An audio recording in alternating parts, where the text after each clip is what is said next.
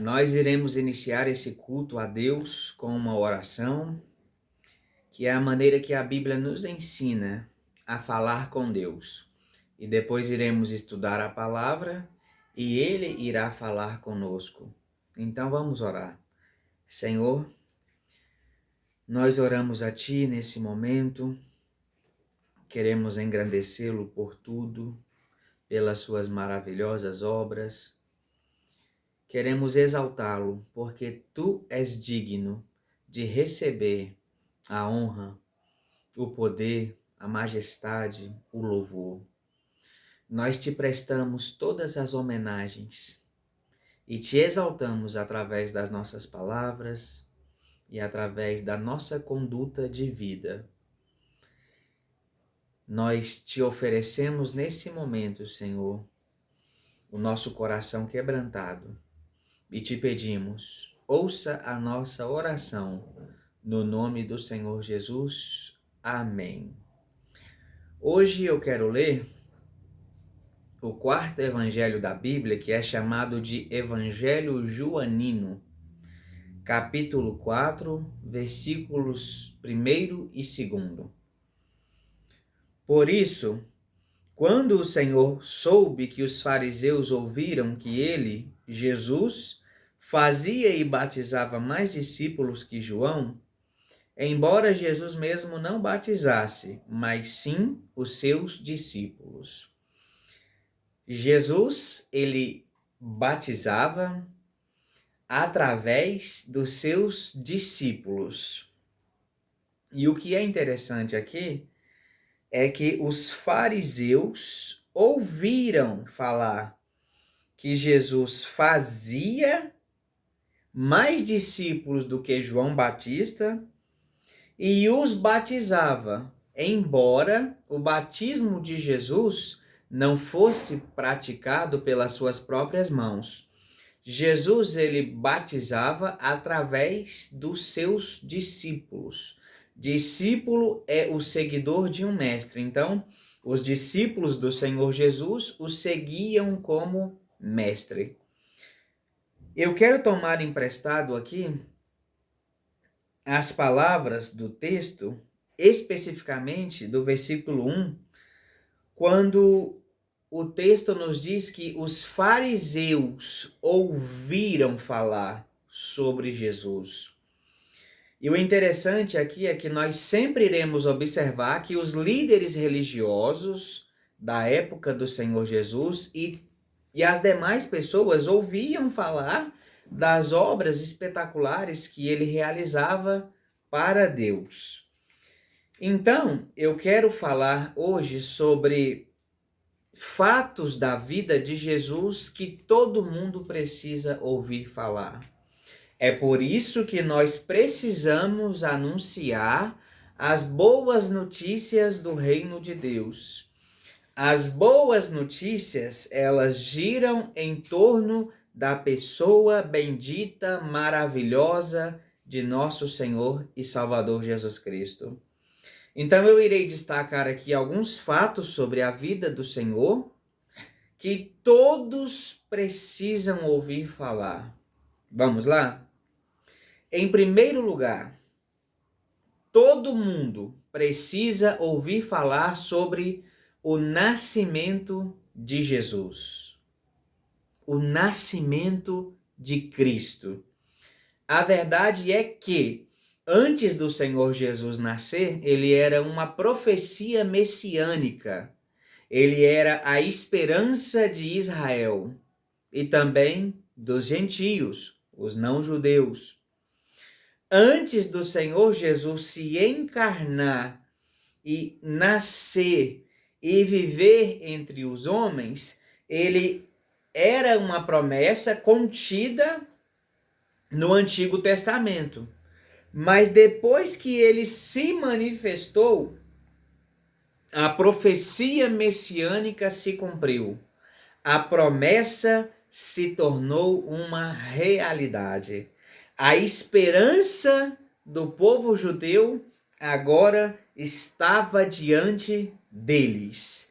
Jesus nasceu. E essa é a boa nova que a Bíblia nos ensina. Isso é o Evangelho. O Evangelho é a boa notícia do nascimento de Jesus, da vida de Jesus, das obras de Jesus. Então, iremos observar agora algumas coisas importantes sobre o nascimento de Jesus.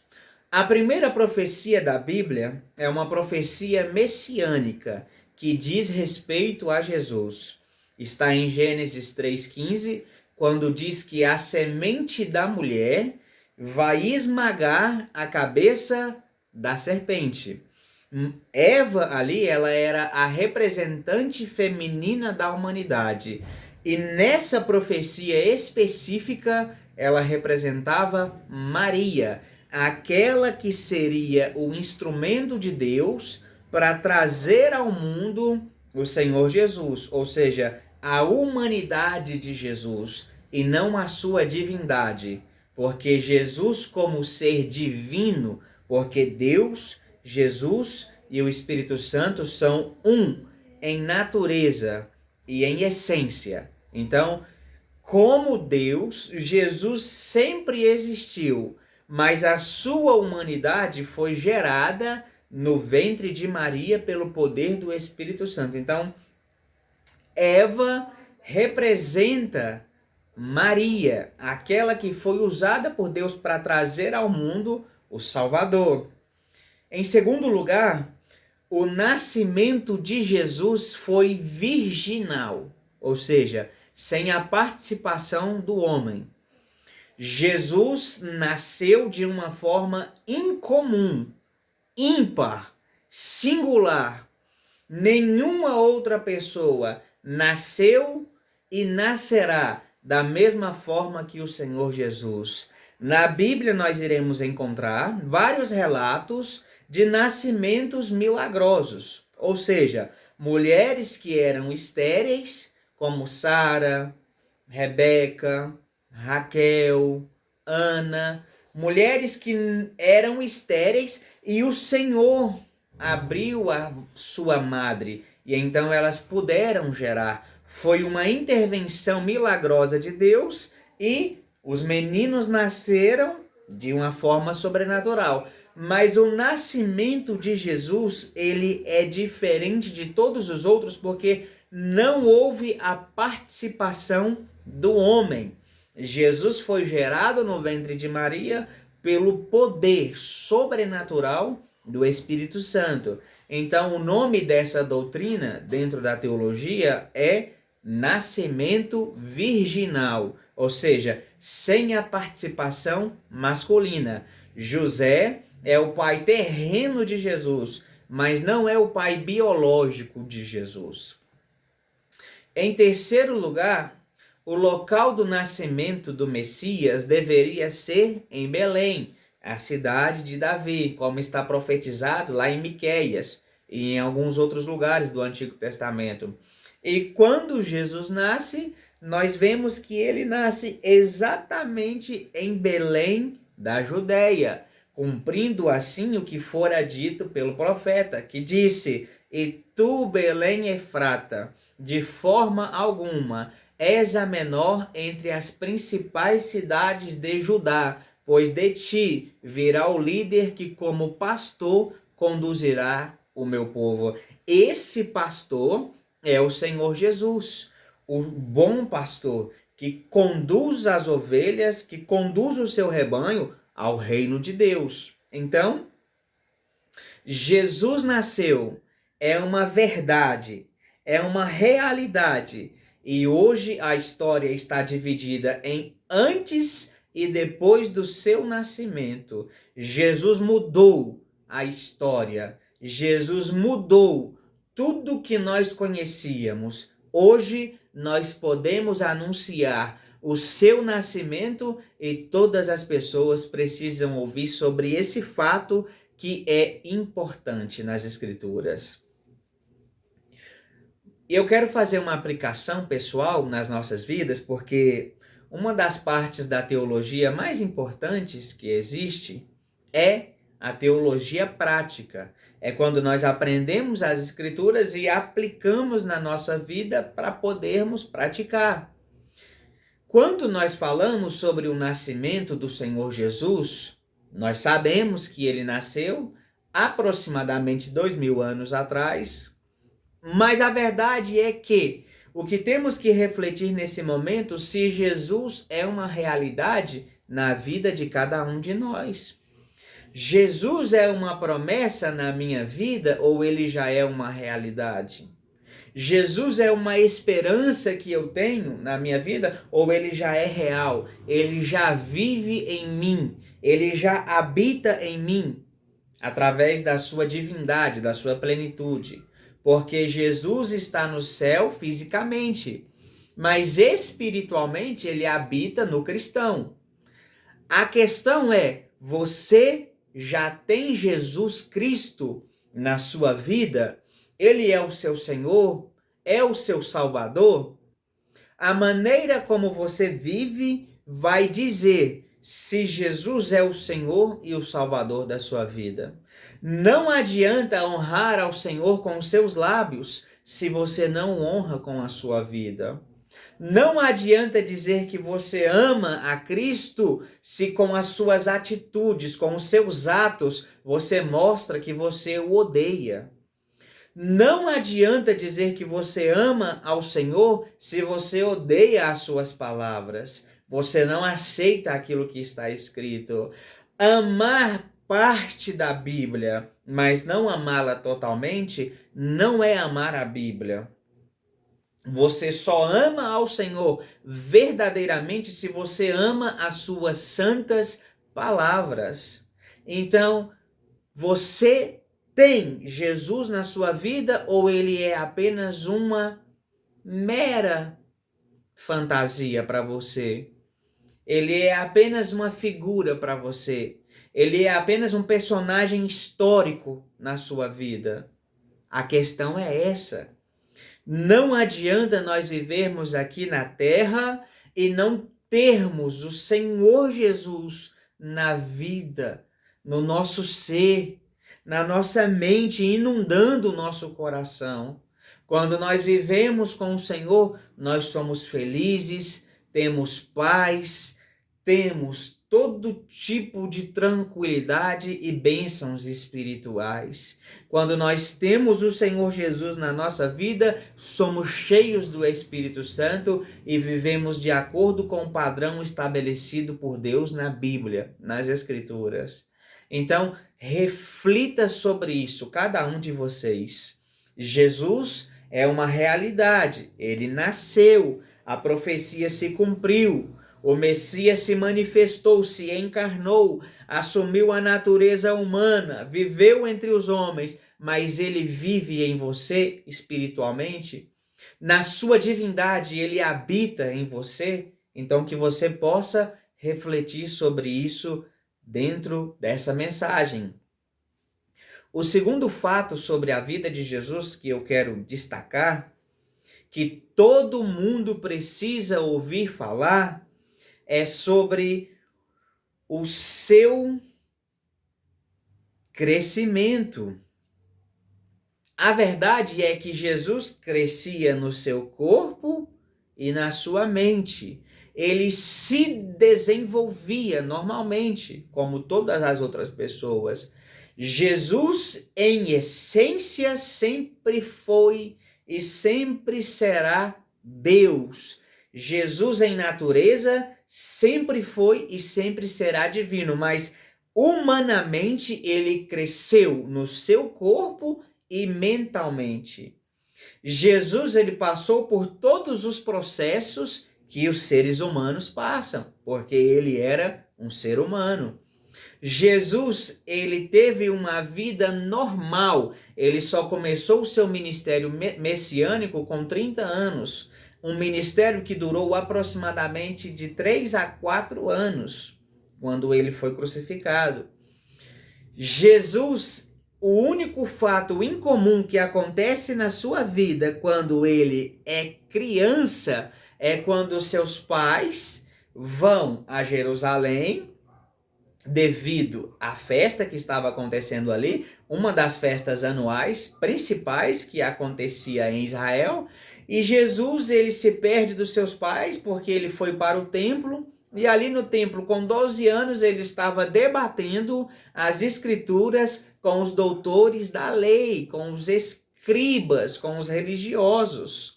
O único fato incomum na vida de Jesus quando ele era novo foi esse. Dos 12 aos 30 anos, Jesus some da Bíblia, ele some da história. A Bíblia omite propositadamente 18 anos da vida de Jesus para que ele pudesse ter uma vida normal, para que ele pudesse crescer normalmente, estudar, construir relacionamentos, se envolver com seus pais, com seus irmãos. Em Mateus 13:55, nós vemos que Jesus tinha irmãos e irmãs, filhos de José e de Maria.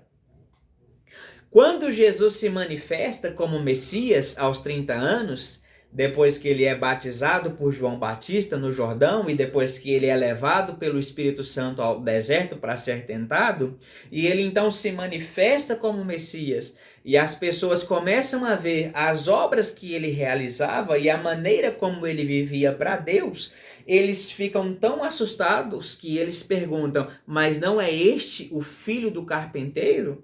Não estão entre nós os seus irmãos, Tiago, José, Simão e Judas? E as suas irmãs não estão entre nós? E a sua mãe não é Maria? Então, as pessoas viam Jesus como um homem normal, como uma pessoa comum. Quando ele se manifesta, elas ficam completamente assustadas. Jesus crescia no seu corpo normalmente, ele se desenvolvia. Todos os processos que o nosso corpo passa, o corpo de Jesus passou. E ele crescia mentalmente também, porque Jesus tinha uma mente finita e não infinita. O seu conhecimento era limitado e não ilimitado.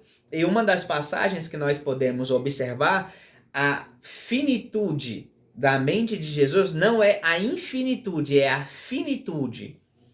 É em Marcos 13:32, quando ele fala sobre a sua segunda vinda, ou seja, quando ele voltar em glória, ele diz assim, ó: mas daquele dia e hora ninguém sabe, nem os anjos, nem o Filho, somente o Pai. Jesus, falando da sua humanidade, ele deixa bem claro que ele não sabe o dia que ele voltará para buscar a sua igreja e para estabelecer o seu reino. Então, humanamente, Jesus não sabe quando ele irá voltar. Divinamente, como Deus, ele sabe. Mas aqui nós estamos falando da humanidade de Jesus, porque aqui mostra que a mente de Jesus se desenvolvia, crescia, se aprimorava, buscava conhecimento em Deus, buscava conhecimento nas ciências, nas várias ciências que existem no mundo. Então, todo mundo precisa ouvir falar sobre o crescimento de Jesus no corpo e na mente. Em terceiro lugar, o terceiro fato sobre a vida do Senhor Jesus, que todo mundo precisa ouvir falar, é sobre o seu esforço. Gente, Jesus era o Messias trabalhador. Nós podemos falar que Jesus trabalhou aproximadamente 18 anos, ou seja, através daquilo que eu já havia falado. Dos 12 aos 30 anos, a Bíblia esconde a sua vida. Ele aparece pela última vez com 12 anos e depois ele reaparece quando está com 30, quando ele vai ser batizado por João.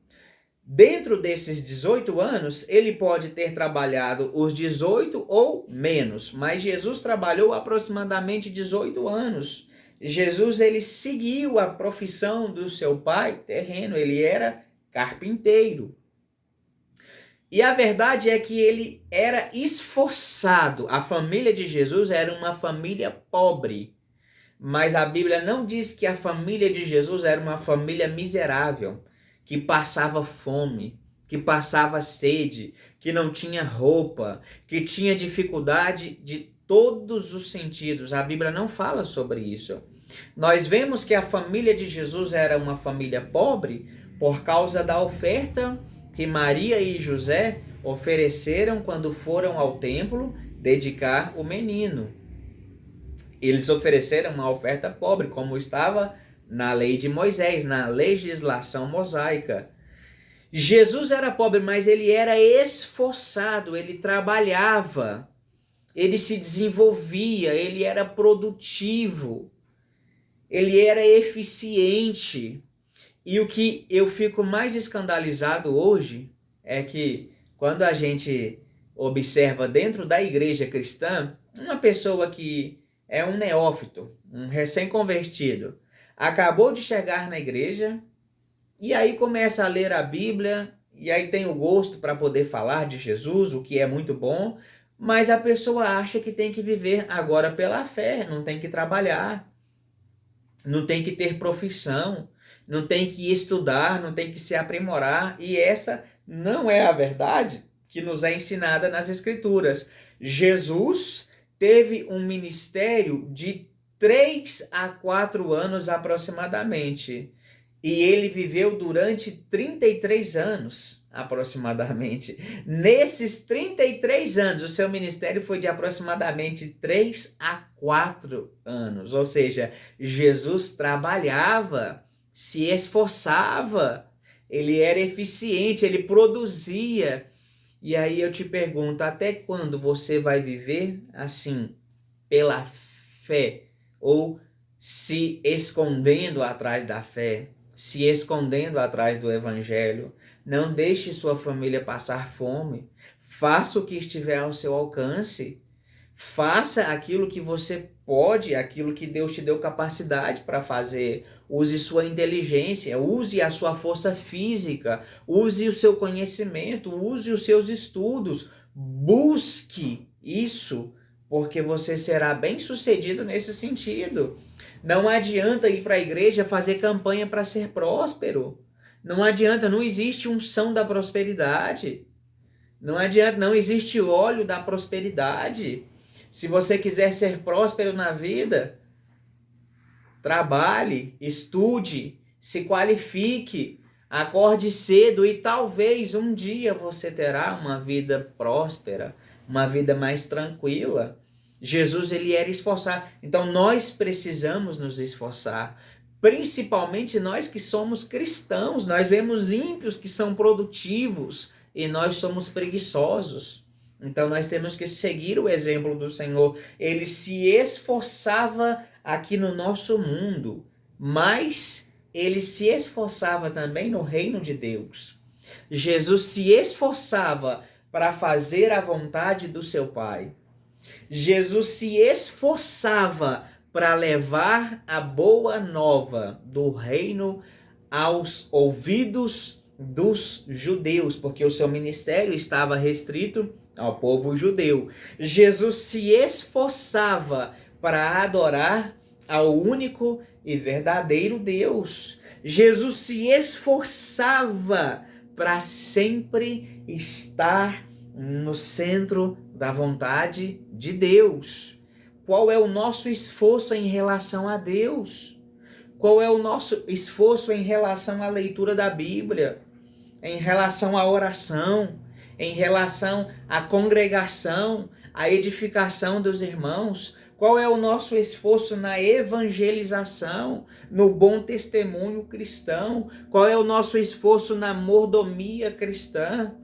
Nós não nos esforçamos, e Jesus, ele se esforçava no nosso mundo e no reino de Deus. Nós precisamos nos esforçar tanto aqui na terra, com as habilidades que o Senhor Deus nos deu e com as oportunidades que ele coloca diante de nós para nós entrarmos e aproveitarmos, e nós precisamos nos esforçar em relação ao reino de Deus. Nós precisamos mostrar para as pessoas que a vida com Deus é bem melhor. Então, todo mundo precisa ouvir falar sobre o esforço do Senhor Jesus.